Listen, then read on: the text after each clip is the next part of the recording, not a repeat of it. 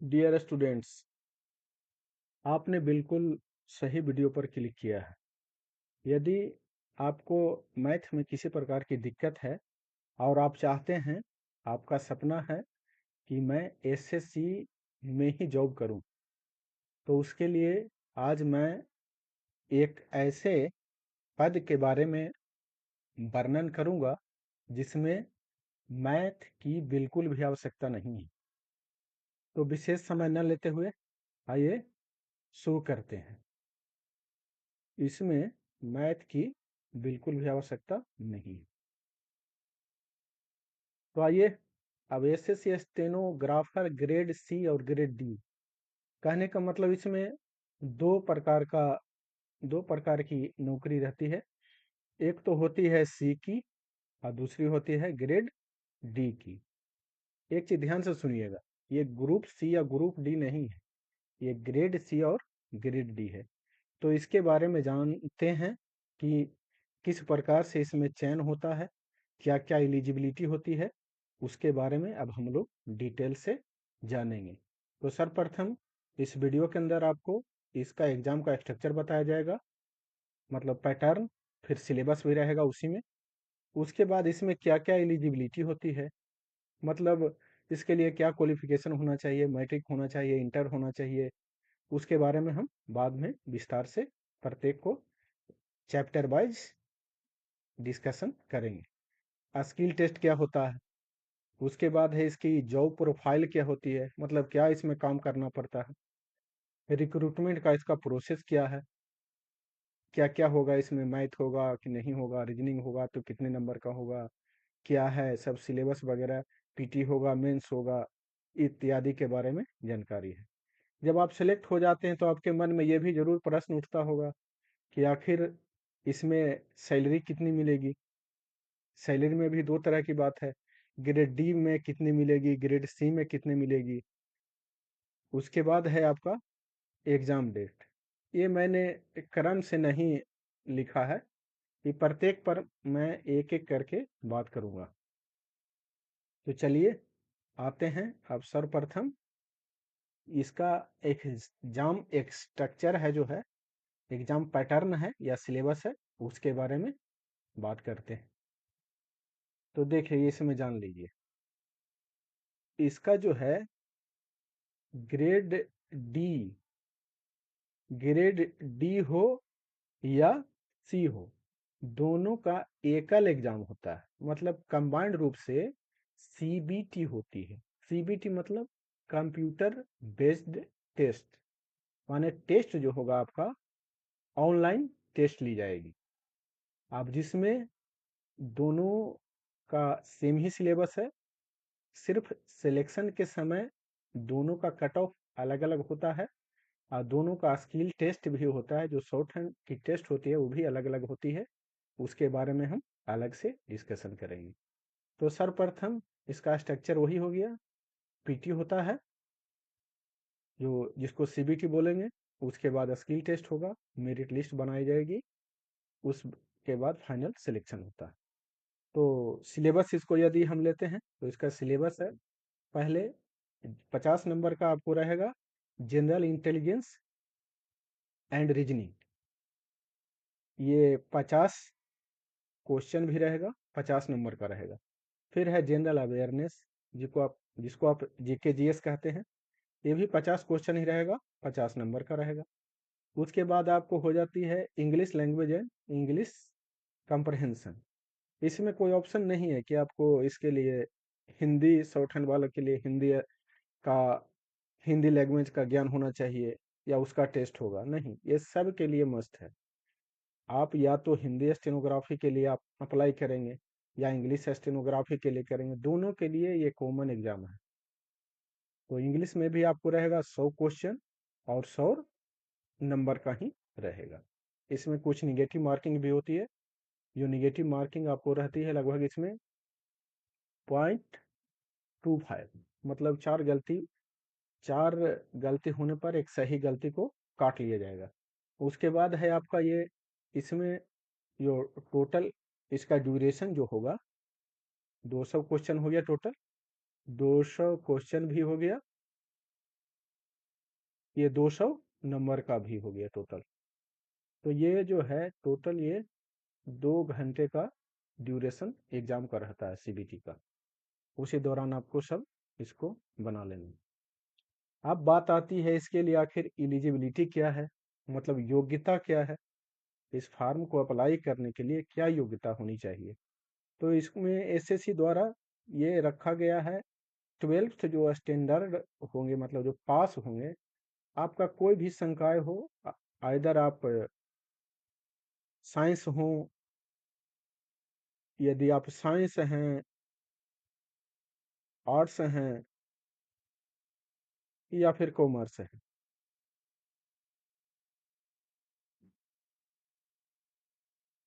तो इसमें उससे कोई मायने नहीं रखता है। लेकिन जो है इंटर है, 12th जो है आपको पास होना चाहिए या उसके इक्विवेलेंट, जो सरकार द्वारा और भी कोई एग्जाम है जिसको उसके इक्विवेलेंट माना गया है। और उसके अलावा है टाइपिंग और शॉर्ट हैंड। शॉर्ट हैंड या तो आप हिंदी में कर सकते हैं या इंग्लिश में कर सकते हैं, जो जैसा रहता है, जिसमें आपको बेहतर है जानकारी है तो ठीक है, नहीं तो किसमें सीखनी है उसी बेस पर इसमें ये सब जानकारी होनी चाहिए। ये सिर्फ आपको जानकारी होना चाहिए, इसके बारे में कोई आपसे सर्टिफिकेट नहीं मांगी जाएगी कि आप टाइपिंग जानते हैं तो आपको कितना स्पीड है, शॉर्ट हैंड जानते हैं तो उसकी कितनी स्पीड है, इसका कोई डॉक्यूमेंट नहीं मांगा जाता है। तो इस प्रकार से एलिजिबिलिटी भी हमने देख लिया। अब आगे चलते हैं। आगे इसमें है स्किल टेस्ट के बारे में है।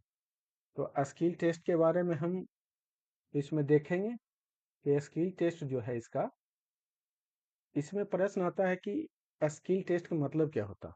तो स्किल टेस्ट का मतलब होता है, जैसे टाइपिंग के लिए टाइपिंग टेस्ट होता है, उसी प्रकार से जो शॉर्ट हैंड सीखते हैं उसी का टेस्ट होता है। और टेस्ट होता है तो उसमें अब हिंदी लें या इंग्लिश लें, तो जिस समय आप फॉर्म इसका अप्लाई करेंगे उसी समय ऑप्शन आपको ऑप्ट करना रहता है कि आइदर आप हिंदी लेंगे और इंग्लिश, किस तरह का स्किल टेस्ट में भाग लेंगे वो उसके बारे में आपको ऑप्शन में ही देना पड़ेगा, सेलेक्ट करना होगा उसी समय। तो इसके बारे में जान लीजिए कि ग्रेड डी का जो है हिंदी का जो यदि टेस्ट होगा तो 80 WPM की गति से, WPM माने वर्ड पर मिनट की गति से आपको 10 मिनट का डिक्टेशन बोला जाएगा। टोटल वर्ड्स आपको 800 लिखाए जाएंगे, जिसको 65 मिनट के अंदर आपको टाइप करके दे देना। इसको आप ऐसे कहें, प्रत्येक मिनट आपको लगभग 13 WPM से टाइप करना होगा।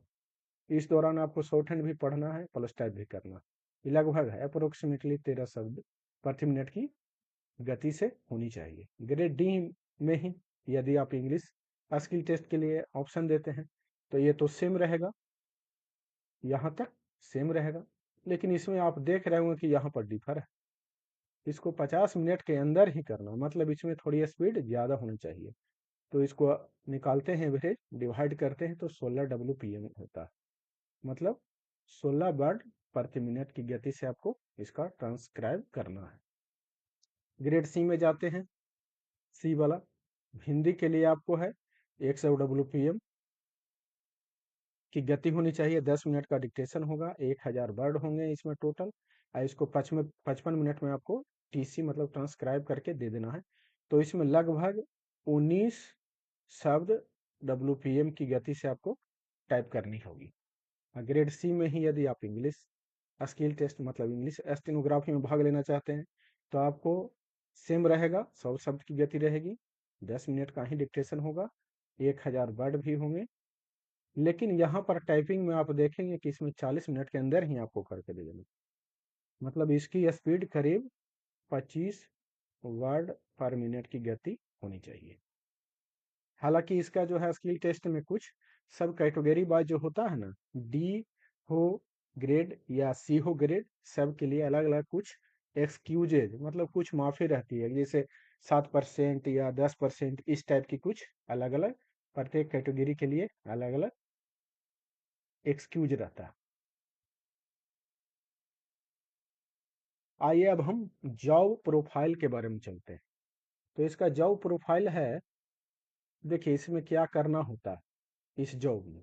तो इसमें सर्वप्रथम क्या हुआ कि जहाँ पर आपकी डिप्लॉयमेंट होगी, जिस ऑफिसर के साथ आप रहेंगे, वो आपको डिक्टेशन देंगे और उसको ट्रांसक्राइब करके, मतलब टीसी करके फिर उन्हीं को देना है लेटर फॉर्म में, या जो भी आप हिंदी में हैं तो हिंदी में डिक्टेशन होगा तो हिंदी में, यदि आप इंग्लिश स्टेनोग्राफी हैं तो आपको इंग्लिश में डिक्टेशन होगा। वो हो गया पहले काम। फिर है आपको maintenance of office records. Office का कुछ रिकॉर्ड्स वगैरह जो है आपको मेंटेन करना होगा, जिसके पूरे जिम्मेवार आप होंगे। फिर है correspondence with other officers, departments और एज पर रिक्वायरमेंट। जैसी रिक्वायरमेंट होगी उसके आधार पर आपको अन्य ऑफिसेस जो होंगे वहां से यदि कोई लेटर आएगा तो उसके साथ पत्राचार करना है अपने सीनियर ऑफिसर जिनके साथ आप डिप्लॉयड रहेंगे, उनके दिशा निर्देश के अनुसार इसमें करना है। और भी कुछ होता है कि जैसे उनका ऑफिस का टेलीफोन वगैरह आपको आपको ही मेंटेन करना होगा। टेलीफोन मेंटेन मतलब टेलीफोन उठाना, मतलब पत्राचार के रूप में उसको टेलीकम्युनिकेशन के लिए करना, ना कि टेलीफोन बनाना या और किसी तरह की बात है। अगले पॉइंट की ओर आते हैं, रिक्रूटमेंट प्रोसेस। तो इसके बारे में तो पीछे बात हो ही चुकी है। सर्वप्रथम आपका सीबीटी होगा, कंप्यूटर बेस्ड टेस्ट होगा। उस बेस पर आपको कट ऑफ जारी किया जाएगा।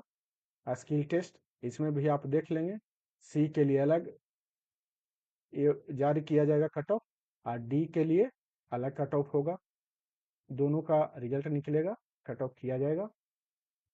उसमें यदि आप पास कर जाते हैं फिर तो आपको मेरिट लिस्ट बनाई जाएगी। फिर सिलेक्शन प्रोसेस शुरू होगा, जिसमें आपको डॉक्यूमेंट वेरिफिकेशन वगैरह लिया जाएगा, मेडिकल टेस्ट वगैरह जो भी है। ये तो है एज पर एसएससी का नॉर्म्स जो रहता है, जो नोटिफिकेशन में रहता है, उस बेस पर यहाँ पर आपको मेडिकल उसी आधार पर लिया जाएगा। डॉक्यूमेंट वगैरह जो जो जो इसेंशियल रिक्वायरमेंट है उस आधार पर आपको डॉक्यूमेंट वगैरह भी सबमिट करना होगा। उसके बाद आती है सैलरी। अगला पॉइंट है सैलरी। तो चूंकि ये सेंट्रल जॉब है, जैसा कि आप लोग भी जानते होंगे, तो इसका मैंने इनिशियल में, मतलब शुरू में क्या होगा एज पर सीपीसी, मतलब सेवंथ सीपीसी, सातवां पे कमीशन जो है, उसके आधार पर अभी तक हम लोग का जो ये है उसमें कहते हैं ग्रेड डी के लिए अलग है, और ग्रेड सी में दो प्रकार का लेवल होता है। एक सी लेवल होता है, एक सी में ही एक पे लेवल 6 होता है और एक पे लेवल 7 होता है, और ग्रेड डी में पे लेवल 4 होता है। तो इसका बेसिक जो स्टार्ट होता है 25,500 से होता है, कुछ डिफर भी हो सकता है। फिर बात आती है इसमें क्या क्या इंक्लूड करके आपको एक महीने की सैलरी बनती है। तो डीए होता है जिसको महंगाई भत्ता, डियरनेस अलाउंस कहते हैं, जो जैसा रेट पर निर्भर है। ये मैंने 50% पर कैलकुलेट किया है। तो 50% किसका, 50% ये जो होगा बेसिक पे का होगा, 25,500 का, या 50%, या अभी तो रेट कुछ और बढ़ गया है। तो जो भी है, एक मैंने आपके सामने एक इसका खाका रखा है, एक सैंपल दिया है। उसके बाद ये आ जाते टीपीटी। टीपीटी मतलब होता है ट्रांसपोर्टेशन अलाउंस। ये भी आपको 10% 12% या जो भी रहेगा उस समय, जिस समय आप सेलेक्ट होंगे उस समय की बात है। तो ये सब बेसिक पे पर ही निर्भर करेगा। इसका 50% ये हो गया, इसका यदि 10-12% है तो आपको ये हो जाएगा। प्लस एच आर ए है। एच आर ए में एक बात ध्यान रखने की है कि चूंकि इसका जो है ना, H R A depends on your deployment of X Y and Z categories of cities in India. ये तो कहते हैं पूरे भारत को जो है 3 कैटेगरी में बांट दिया गया सिटीज में, एक्स वाई एंड जेड। तो जहां जहां पर जो एक्स सिटी है वहां एच आर ए, एच आर ए का मतलब होता है हाउस रेंट अलाउंस, जो क्वार्टर मिलता है उसके बारे में। क्वार्टर लेंगे तो आपको ये पैसा अलग से पेड नहीं होगा, और यदि आप क्वार्टर नहीं चूज करेंगे तो सरकारी क्वार्टर की बात कर रहा हूँ, तो उसमें आप उसका बेसिक पे का 30% लेंगे। कब, जब आप एक्स सिटी में आपकी पोस्टिंग होगी। जो जो आता है सब इसको आप चेक भी कर ले सकते हैं कहीं से।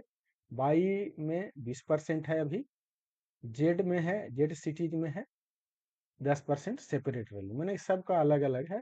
तो मैं इसमें एक सिटीज के बारे में कैलकुलेट किया हूँ, जो कि इसका 30% हम करते हैं, तो ये समथिंग कुछ और आएगा, लेकिन एक राउंड फिगर में मैंने कैलकुलेट किया है।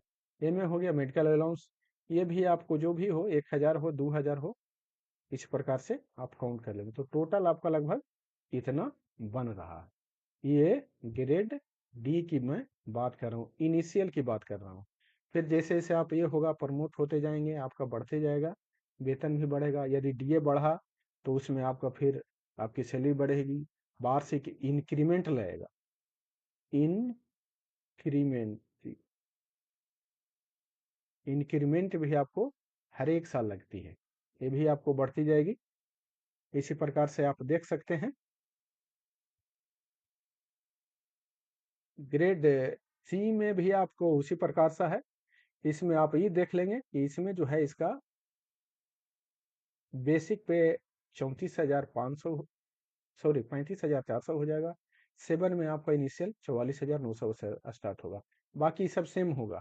इसी प्रकार से इसमें भी इसका आप डीए निकालेंगे, टीपीटी निकालेंगे, एचआरए निकालेंगे, एमए निकालेंगे, इसी प्रकार से आपको इसमें भी ये सब सब नियम लागू होगा डिप्लॉयमेंट वाला। उसके बाद हम चलते हैं एग्जाम डेट। तो एग्जाम डेट के लिए होता क्या है कि शुरू में आपको ये देख लेना है कि form apply date and closing date कब से कब निकलता है, उसको आपको देखना है, बात करते रहना है।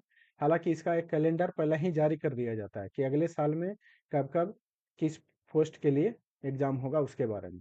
सीबीटी डेट भी, तो वो भी आपको प्रॉपर इसका जो है एसएससी का वेबसाइट पर बात करते रहना। फिर स्किल टेस्ट हो गया, स्किल टेस्ट कब होगा क्या होगा उसके बारे में भी प्रॉपर। तो यही नीचे में है कि फॉर अपडेटिंग और all these ever mentioned you should visit SSC website on regular basis. ये जो उपरोक्त जितनी जानकारियां हैं उसके अपडेशन के लिए, अप टू डेट होने के लिए आपको चाहिए कि आप एसएससी का वेबसाइट पर रेगुलर बेसिस पर विजिट करते रहें। तो एसएससी के स्किल टेस्ट के लिए आप मेरे चैनल को सब्सक्राइब कर लीजिए, और इस पर जो है मैं स्टेनोग्राफी हिंदी का मैं तैयारी करवाता हूँ। तो अंत में, यदि आपको वीडियो अच्छा लगा है तो चैनल को सब्सक्राइब कर लीजिए और बेल आइकन प्रेस कर दें, ताकि मेरा कोई भी वीडियो डालें तो उसका नोटिफिकेशन आप तक चला जाए। अंत में, जय हिंद, जय भारत, मिलते हैं अगले वीडियो में।